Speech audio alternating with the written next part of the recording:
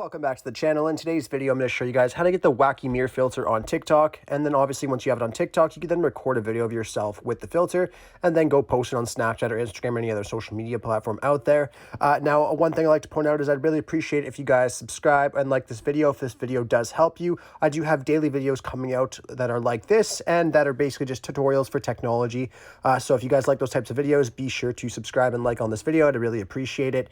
Now, to get this filter on TikTok, all you have to do is go over to TikTok and open it up.